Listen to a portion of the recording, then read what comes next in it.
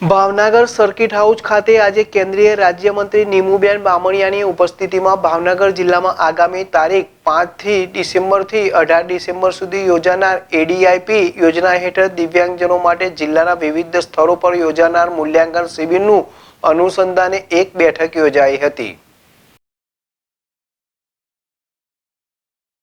ભારત સરકારના સામાજિક ન્યાય અને અધિકારિતા મંત્રાલય દ્વારા દિવ્યાંગજનોના સશક્તિકરણ માટે એડીઆઈપી યોજના લાગુ કરવામાં આવી છે। તેમાં દિવ્યાંગોને આત્મનિર્ભર બનાવવા કેન્દ્ર સરકાર પ્રયત્નશીલ છે।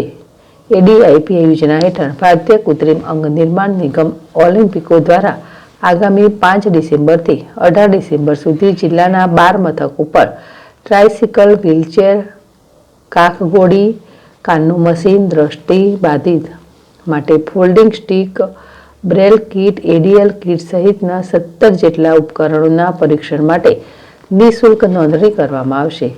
40% કે તેનાથી વધુ દિવ્યાંગતા ધરાવતા અને સરકારી યોજનામાં છેલ્લા 3 વર્ષમાં નિઃશુલ્ક સાધન ન મેળવેલ હોય તેવા તમામ લોકોને પરીક્ષણ માટે નોંધણી કરાવવા અપીલ કરી છે।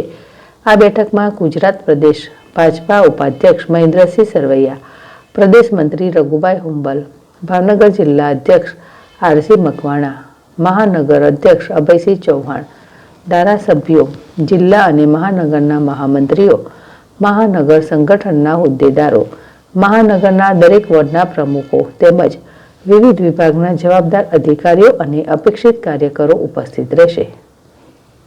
Bureau report, ZSTV, Bhavnagar.